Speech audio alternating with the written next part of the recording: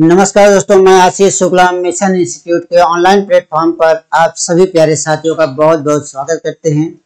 दोस्तों, हम उम्मीद करते हैं कि आप लोग भी जहां पर हैं वहां पर स्वस्थ होंगे, मस्त होंगे, ठीक। और इस स्वस्थता और मस्तता जो आपकी है, यही आपकी सफलता का एक सबसे बड़ा कारण है, ठीक। आप जब स्वस्थ रहेंगे और मस्त रहेंगे, स्वस्थ और मस्त रहकर क्या काम करना है कि आपको अपने कार्य को देखना है, अपने कार्य को करना है। उस कार्य को करने में क्या होगा कि फिर आपका मन लगा रहेगा।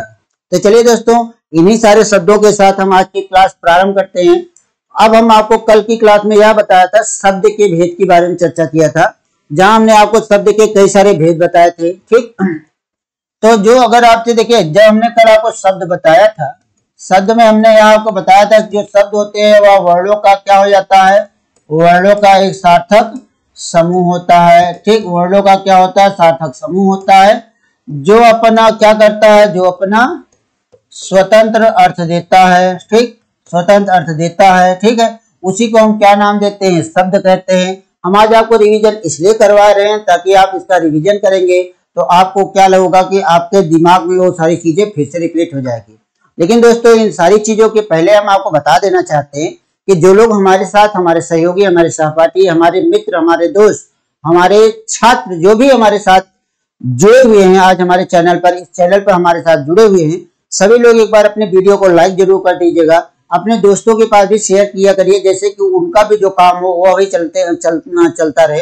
आप सभी को जो क्लासेस दी जा रही हैं या आपके भविष्य का निर्धारण किया जा रहा है, ठीक। और यही से आप जो मेहनत करेंगे हमारे साथ में, वही आपकी मेहनत आपके भविष्य का निर्धारण करेगी। तो ईमानदारी के साथ आप मेहनत करिए और ईमानदारी के साथ पढ़ाई करिए, सफलता आपको निश्चित मिलेगी, ठीक। आप जब सब ईमानदारी से जुड़े रहेंगे तब आपको सफलता निश्चित मिलेगी, गारंटी है कि उसको सफलता आपको मिलेगी। लेकिन आपको अपने काम के साथ ईमानदारी रखना है, ठीक। ईमानदारी के साथ पढ़ाई करना है, ईमानदारी के साथ आप पढ़ाई करते हैं तो आपको सफलता एक दिन निश्चित मिलेगी, आप ध्यान रखिएगा। तो चलिए दोस्तों, हम इसके आगे बढ़ते हैं। जब हम कहते हैं वर्णों के सार्थक समूह जो अपना स्वतंत्र अर्थ देता है, उसे हम क्या नाम देते हैं, शब्द कहते हैं।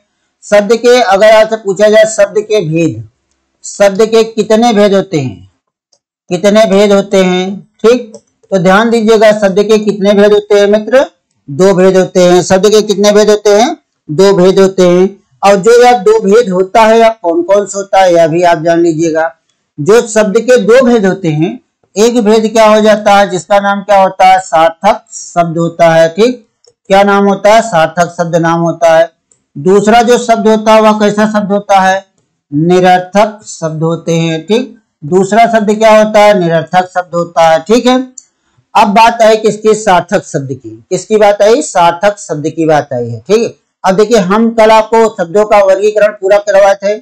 शब्दों का वर्गीकरण करवा के हमने आपको क्या बताया था, उसका वर्ग विभाजित कर दिया कि किसके किसके आधार पर कौन कौन से शब्द होते हैं। अब जब हमने शब्दों के भेद का वर्गीकरण कर दिया था तो उसी वर्गीकरण में हम आपको आगे लेके चलते हैं। आगे लेके चले तो हमें क्या मिला, शब्द के मूलतः कितने भेद मिलते हैं, दो भेद मिलते हैं। कौन कौन से होते हैं, एक सार्थक होता है, दूसरा क्या होता है, निरर्थक होता है, ठीक।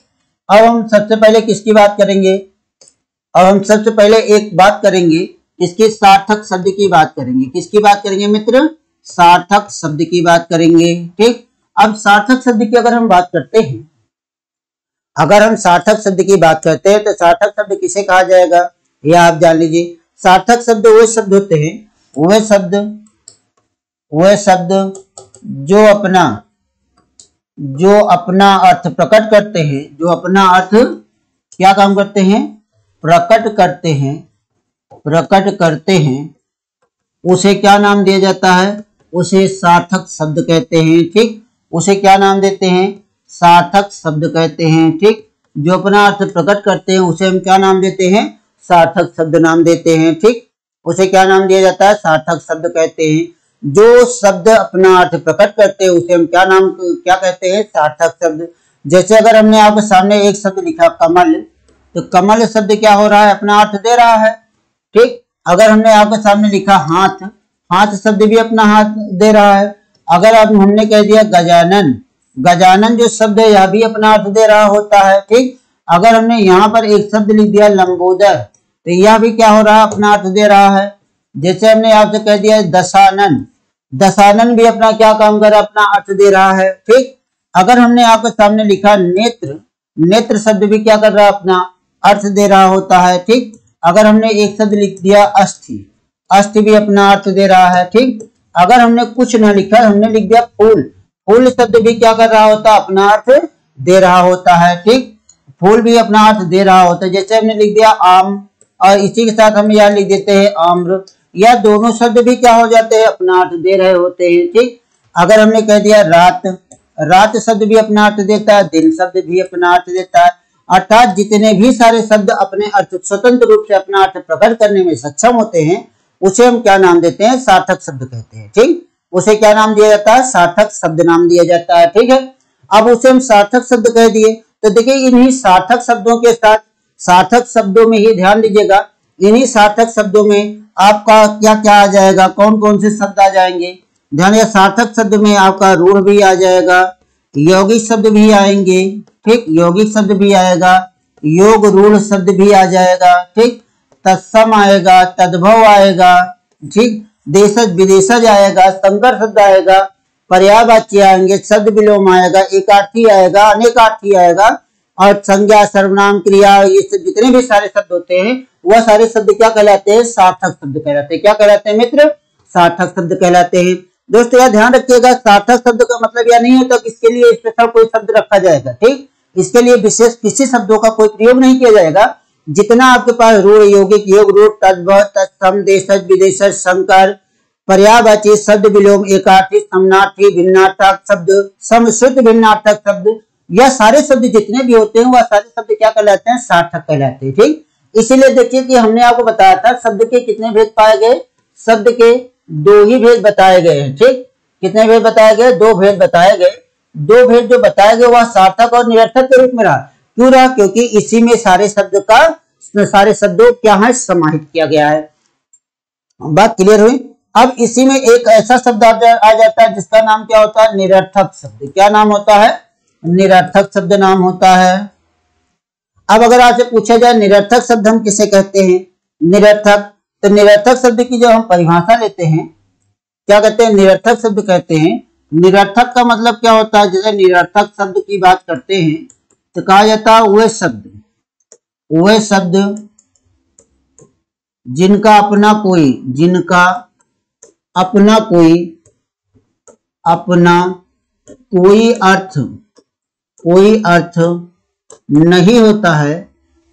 नहीं होता है, उसे क्या कहते हैं, निरर्थक शब्द कहते हैं। उसे क्या कहते हैं, निरर्थक शब्द कहते हैं। ध्यान दीजिएगा, जिन शब्दों का अपना कोई अर्थ नहीं होता है उन्हें हम क्या नाम देते हैं, निरर्थक शब्द नाम देते हैं। उन्हें क्या कहते हैं हम, निरर्थक शब्द कहते हैं। ठीक है, जिन शब्दों का अपना कोई अर्थ नहीं होता उसे हम क्या नाम देते हैं, निरर्थक शब्द नाम देते हैं। और जैसे अगर आपसे कह दिया जाए, अगर हमने कहा कि टर शब्द कहा गया ना, क्या कहा गया, टर कोई शब्द है, एक शब्द है लेकिन यह जब यह स्वतंत्र है, स्वतंत्र रूप से अपना अर्थ नहीं प्रकट करते हैं। ठीक, जैसे टर कह दिया गया, झट कह दिया गया, झट कह दिया गया, चक चक कह दिया गया, चक चक कहा गया। ठीक, साय शब्द कहा गया। ठीक, साय शब्द कहा गया। ठीक, फिट शब्द कहा गया, फिट कहते हो ना, फिटफिटा रहे हो। ठीक, अगर आपसे कहा जाए लप्पड़ शब्द भी क्या हो जाता है, निरर्थक शब्द होता है।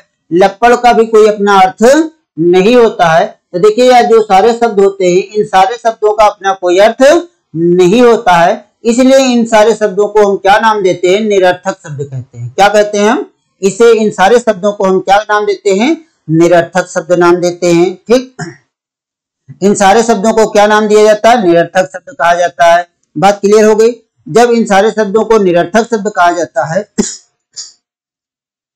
तो ध्यान दीजिएगा, लेकिन ध्यान दीजिएगा कुछ निरर्थक शब्द ऐसे होते हैं, जैसे कहा जाए कुछ निरर्थक शब्द ऐसे होते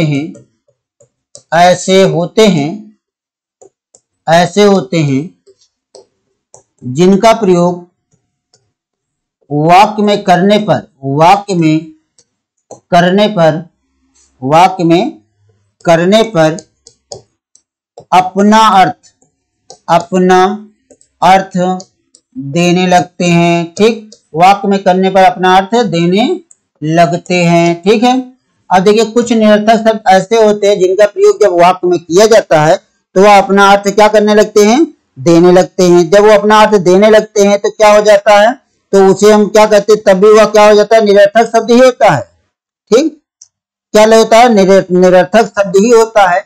लेकिन बस इतना होता है कि क्या हो जाए, स्वतंत्र रहते हैं। स्वतंत्र रहने पर वो अपना अर्थ नहीं देते हैं जब उनका प्रयोग वाक्य में कर दिया जाता है। जैसे हमने यहाँ पर कहते हैं जिनका प्रयोग वाक्य में करने पर अपना अर्थ देना प्रारंभ कर देते हैं। जैसे अगर आपके सामने लिखा जाए दिल धक धक करने लगा, धक धक करने लगा। ठीक, अब देखिए करने लगा हमने कह दिया, दिल क्या करने लगा, धक धक करने लगा। दिल धक धक करने लगा तो इस वाक्य में देखिए यहाँ पे क्या है, धक धक है। जब धक धक है तो धक धक मतलब क्या हो गया कि अपना अर्थ दे रहा होता है। क्यों, क्योंकि इसके पहले दिल लगा हुआ है, करने लगा क्रिया लगी हुई है। लेकिन अगर इसको धक धक को हम स्वतंत्र रूप से रख देते हैं, अगर इस धक धक को हम क्या करते हैं, स्वतंत्र रूप से रख देते हैं, और स्वतंत्र रूप से रख देते हैं तो क्या करता है, अपना अर्थ नहीं देता है। ठीक, यह अपना अर्थ नहीं देता है। अपना अर्थ इसलिए नहीं देता क्योंकि यह एक निरर्थक शब्द हो जाता है। क्योंकि यह क्या हो जाता है, एक निरर्थक शब्द हो जाता है। जब यह निरर्थक शब्द हो जाता है तो अपना अर्थ नहीं देता, जब स्वतंत्र रहता है अर्थ नहीं देता है। लेकिन जब वाक्य में हम इसका प्रयोग करते हैं, वाक्य में प्रयोग होते ही क्या करने लगते हैं, अपना अर्थ देना प्रारंभ कर देते हैं। क्यों, क्योंकि जब वाक्य का निर्माण करते हैं, वाक्य के निर्माण में क्या हो जाता है, एक शब्द दूसरे शब्द के ऊपर निर्भर होकर अपना अर्थ देते हैं। ठीक, तो अब यहाँ देखिए दिल का असर किस पे गया, धक धक पे गया। धक धक का असर करने पे गया। करने को पूरा करने के लिए लगा शब्द आया। तो यह सारे शब्द क्या कहलाएंगे, यह जो है निरर्थक शब्द है। निरर्थक शब्द जब वाक्य में प्रयोग कर दिया गया तब क्या बन गया, यह सार्थक बन गया। तब यह क्या बन गया, सार्थक बन गया। यह क्या बन गया, सार्थक शब्द बन गया। बात क्लियर हो रही है हमारी आपकी। अब इस तरह से क्या हो जाता है, हमने शब्द के दो भेद देखे। एक को क्या देखा हमने, एक को क्या बताया, सार्थक शब्द बताया। हमने आपको सार्थक शब्द में यह बताया कि जब वो शब्द जो अपना अर्थ प्रकट करने में करते हैं या तर्क प्रकट करने में सक्षम होते हैं उसे हम क्या कहते हैं, सार्थक शब्द कहते हैं। जैसे आपके सामने यहाँ लिखा गया ना, कमल लिखा गया, हाथ लिखा गया, गजानन, लंबोदर, दशानन, आम फूल, अष्ट नेत्र, रात दिन इत्यादि क्या हो जाते हैं, यह सारे शब्द क्या हो जाते हैं, निरर्थक होते हैं। यह स्वतंत्र रहेंगे तब भी अपना अर्थ देंगे, जब वाक्य में जाते हैं तब भी वही अर्थ को लेकर जाते हैं, परिवर्तन नहीं होता है। लेकिन जब हम कहा आते हैं, निरर्थक शब्द में आते हैं,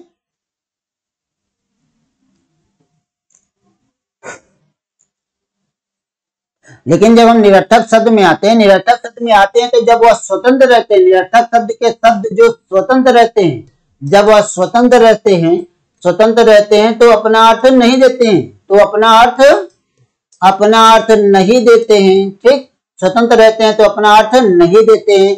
लेकिन जब वाक्य में प्रयोग कर दिए जाते हैं, लेकिन जब वाक्य में प्रयोग कर दिए जाते हैं, वाक्य में प्रयोग कर दिए जाते हैं तो अपना क्या करते हैं, अपना अर्थ देना प्रकट कर देते हैं, अपना अर्थ देना प्रकट कर देते हैं। ठीक, यह बात याद रखिएगा। जब वाक्य में निरर्थक शब्द जब वाक्य में प्रयोग होंगे तब क्या करेंगे, वह अपना अर्थ देना प्रारंभ कर देंगे। जब तक वह स्वतंत्र रूप से होते हैं तो अपना अर्थ प्रकट नहीं करते हैं, तब वो अपना अर्थ प्रकट नहीं करते हैं। तो ऐसे शब्दों को हम क्या नाम देंगे, निरर्थक शब्द नाम दे देंगे। यह दो चीजें हमारी आपकी क्लियर हुई, यह दो बातें हमारी आपकी क्लियर हुई कि नहीं क्लियर हुई। अब बात किसकी आती है, तीसरे शब्द की आती है। अब इसके हम अगले भेद की हम बात करते हैं। ठीक, अब हम अगले भेद की जब हम बात करते हैं, अगला भेद इसका कौन कौन सा है यह आप देखिएगा, यहीं से आपको दिमाग लगाना प्रारंभ करना है। अब हम देखिए कि हमने आपको बताया था व्युत्पत्ति के आधार पर, किसके आधार पर, व्युत्पत्ति, या इसी को क्या नाम दिया जाता है, रचना। इसी को और एक नाम दिया जाता है, क्या कहा जाता है, बनावट। इसी बनावट को क्या नाम दिया जाता है, संगठन। के आधार पर शब्द के भेद।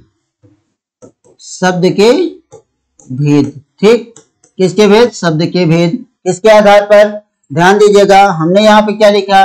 रचना। हमने कहा व्युत्पत्ति, व्युत्पत्ति को रचना कहा गया, बनावट कहा गया, संगठन कहा गया। संगठन के आधार पर देखा गया क्या? शब्द के भेद देखे गए। अब संगठन के आधार पर शब्द के कितने भेद होते हैं, यह आप हमें बताइएगा।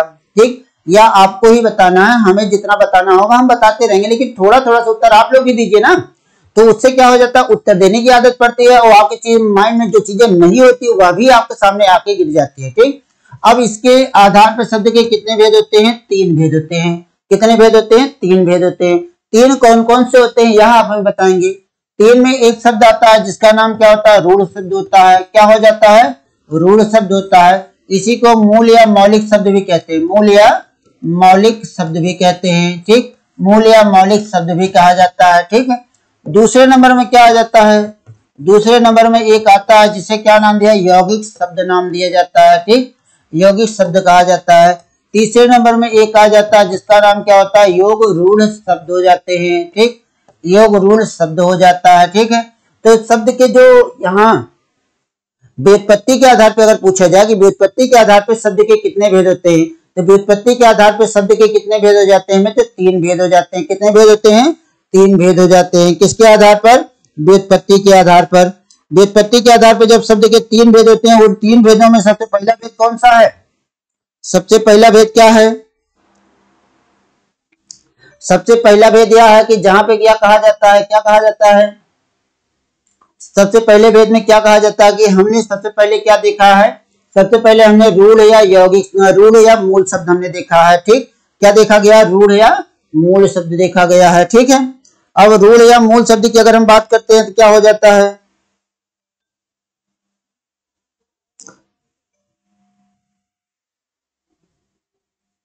अब देखिए, जब हम रूढ़ की बात करते हैं, ध्यान दीजिएगा, हम किसकी बात कर रहे हैं? रूढ़ शब्द की बात कर रहे हैं। किसकी बात कर रहे हैं? रूढ़ शब्द की। रूढ़ शब्द किसे कहा जाता है?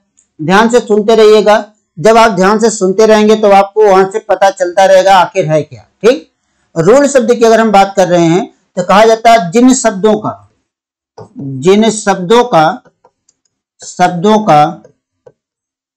शब्दों का खंडन नहीं किया जा सकता, खंडन नहीं किया जा सकता, नहीं किया जा सकता, उसे हम क्या नाम देंगे?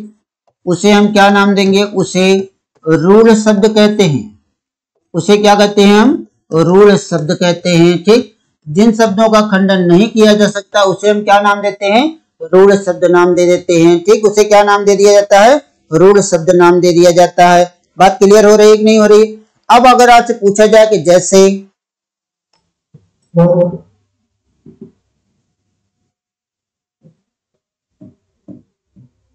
अगर आपसे पूछा जाए जैसे, अब जैसे कि हम बात करते हैं, जैसे अगर आपके सामने एक शब्द लिखा जाए हाथ, अब इस हाथ शब्द का सार्थक खंड नहीं हो सकता।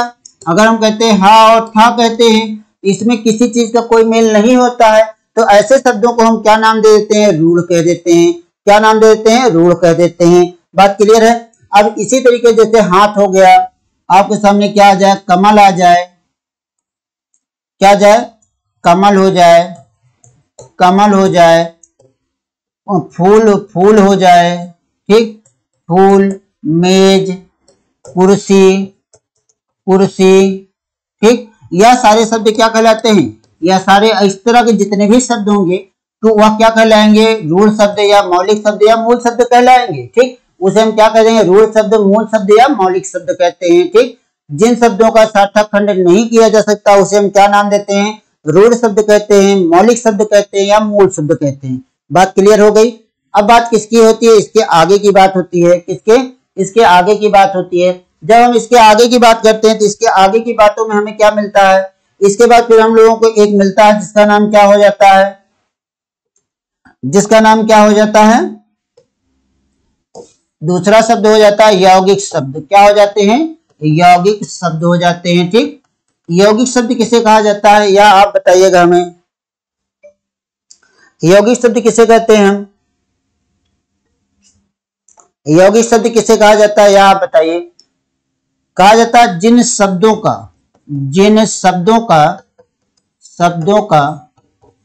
सार्थक खंड किया जा सकता है, सार्थक खंड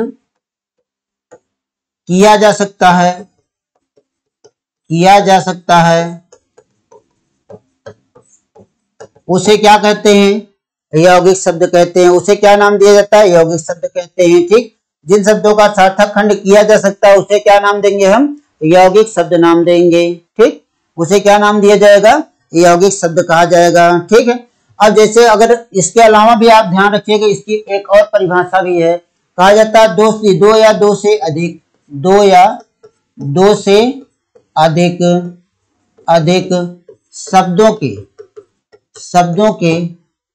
शब्दों के मेल से बने शब्द को, मेल से बने शब्द को क्या कहते हैं?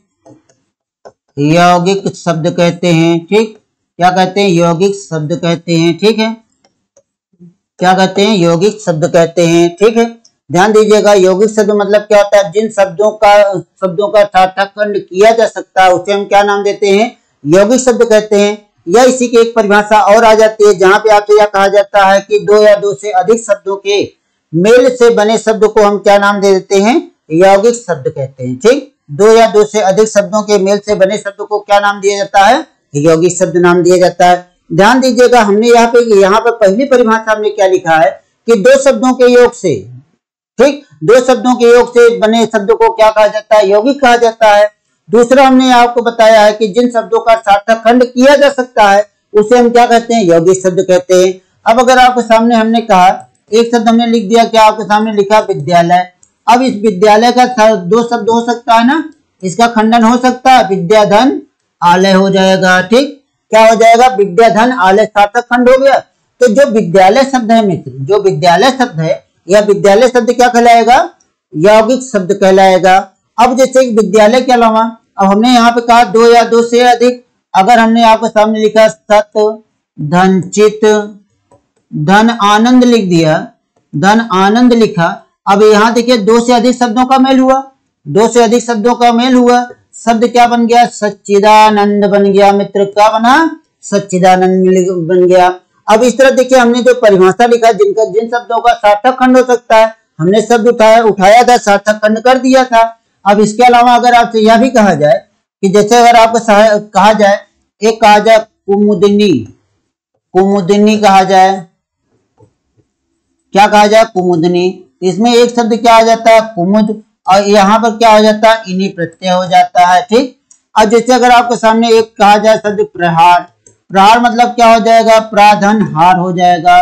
तो यहाँ देखिए उपसर्ग लगा, यहाँ पे क्या है? प्रत्यय लगा हुआ है। ठीक, यहाँ पे क्या लगा है? उपसर्ग लगा है एक जगह, और एक जगह क्या लगा है? प्रत्यय लगा हुआ है। ठीक, जब इन सारे शब्दों का क्या हो रहा है? यहाँ देखिए दो शब्दों का योग हो रहा है, नहीं हो रहा है? दो शब्दों का योग हो रहा है, दो शब्दों का योग हो रहा है। ठीक, जैसे अगर आपके सामने एक शब्द लिखा जाए रसोई घर, क्या लिखा जाए? रसोई घर। तो यहाँ पे क्या हो जाएगा? रसोई, और इसके साथ जो क्या दिया जाएगा? घर जोड़ दिया जाएगा। तो यह रसोई शब्द कैसा शब्द कहलाएगा?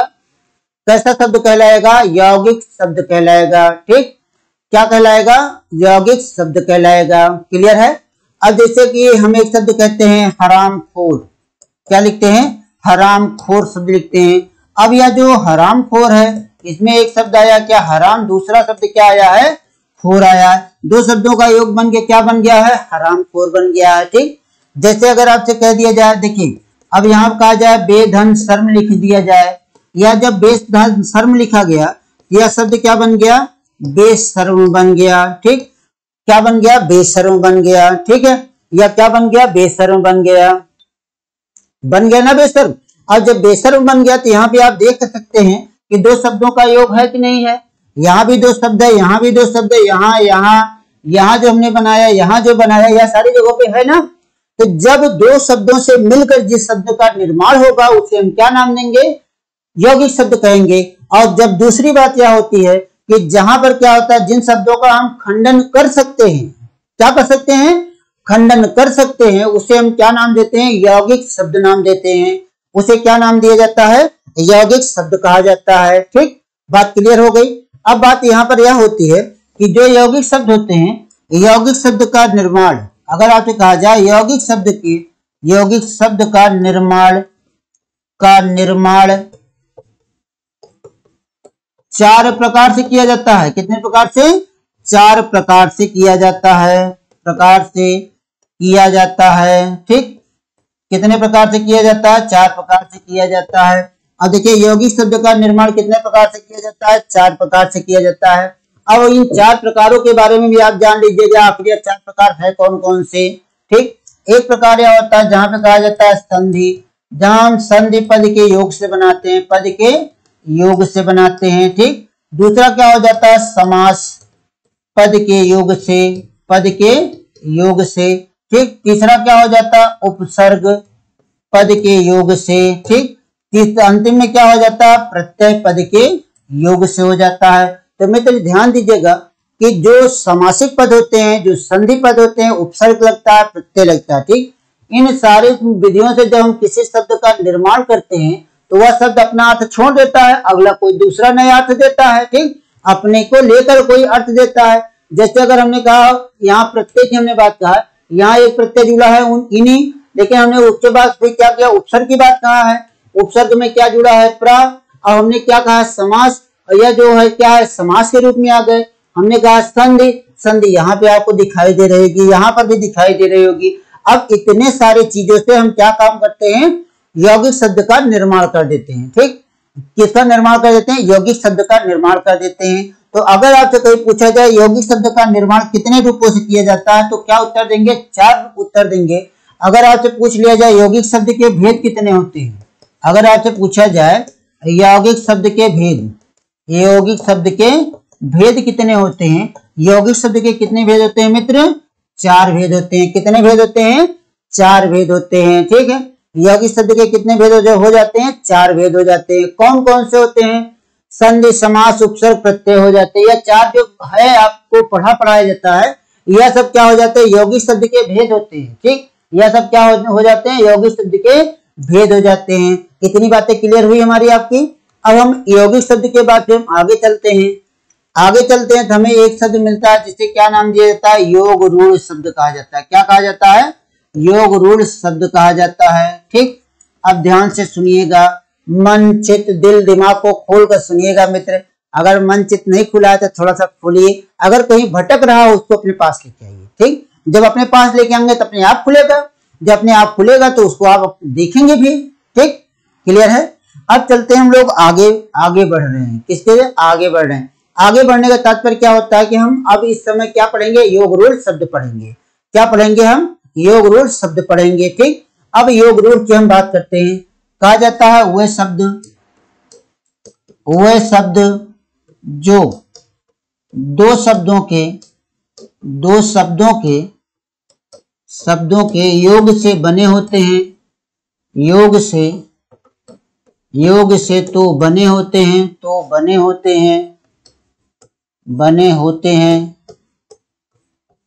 हैं लेकिन अपना अर्थ छोड़कर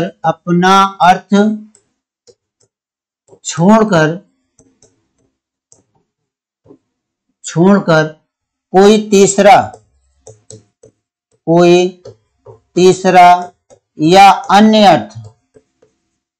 या विशेष अर्थ प्रकट करते हैं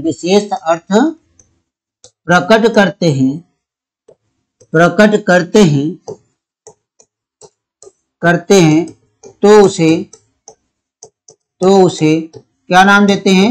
योग रूढ़ शब्द कहते हैं। तो उसे क्या नाम दिया जाता है?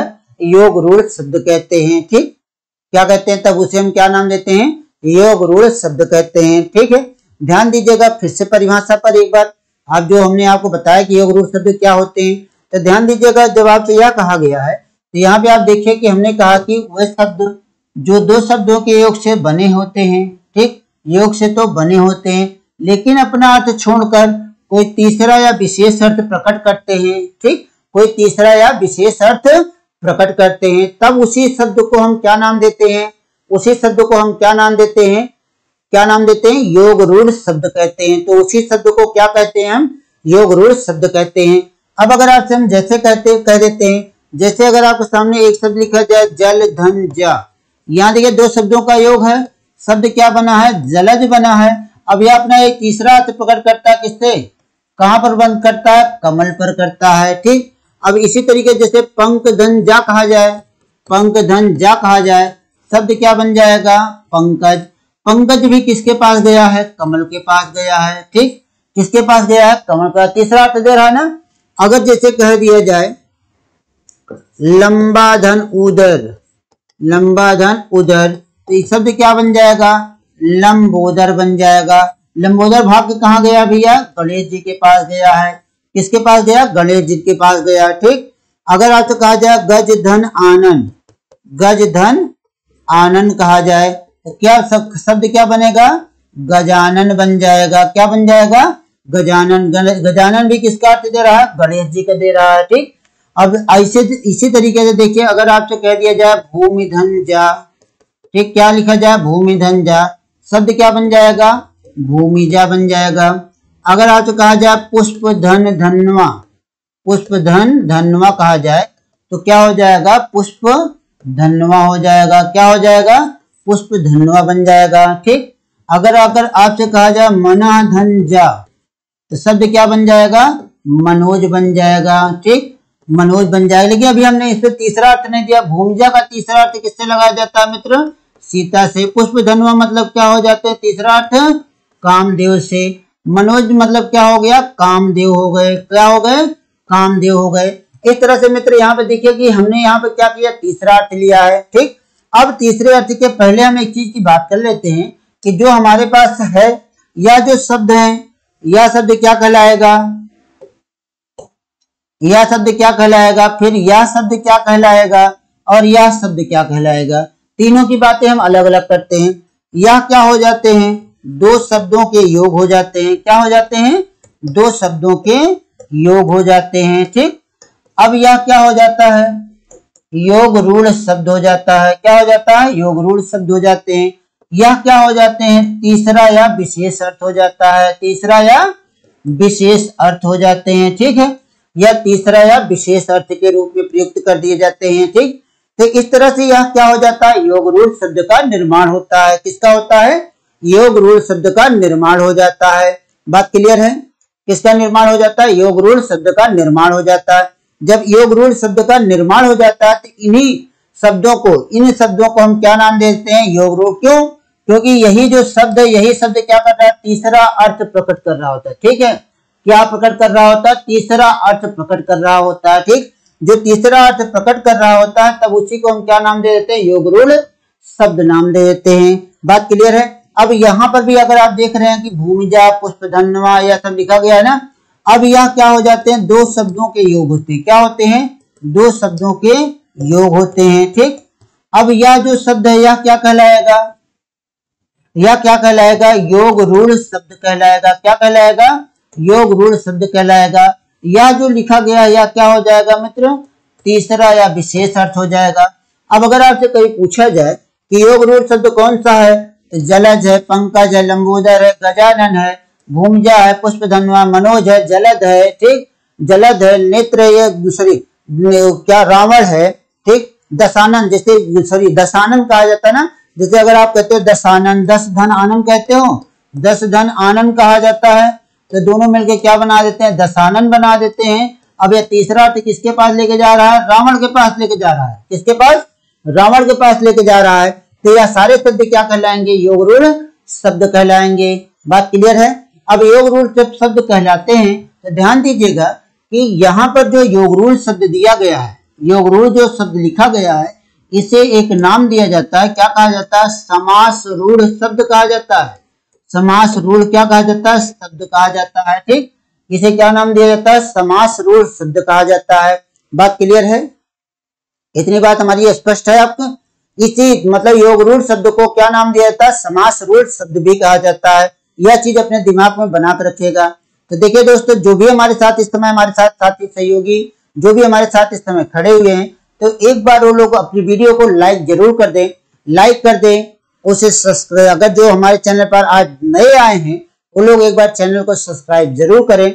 और जब सब्सक्राइब कर लेंगे उस सब्सक्राइबेशन से आपको क्या मिलेगा, आपको इसका क्लास की नोटिफिकेशन आपको मिलती रहेगी। ठीक, तो दोस्तों जितने भी लोग हैं प्लीज हमारे इस क्लास को आप लोग लाइक करिएगा, शेयर करिएगा। ठीक, और जो लोग नए चैनल पर आए हैं वो लोग हमारे इस चैनल को सब्सक्राइब करिएगा। ठीक, तो चलिए मित्रों, आज इतनी हमारी आपकी बात हुई ना। हमने आपको क्या क्या पढ़ा, रूढ़, यौगिक और योग। रूढ़ शब्द पढ़ाया, ठीक, तीनों की हमने आपको व्याख्या दे दिया है, परिभाषा सहित दिया है। आप मेरी क्लास देखते जाइएगा, आपको हर जगह परिभाषा लिखी हुई मिलेगी। अगर आपको आवश्यकता होगी तो आप लोग स्क्रीनशॉट इसका लेते रहिएगा। ठीक, स्क्रीनशॉट इसका लेते रहिएगा। बात क्लियर हो गई यहाँ तक हमारी? तो चलिए आज की क्लास यहीं पर रोक देते हैं। तो और इसके बाद फिर दूसरी क्लास इसी शब्द भेद की दूसरा जो हो जाएगा, दूसरे भाग को हम लेकर आएंगे। दूसरा भाग आपको कल के सेशन में मिलेगा।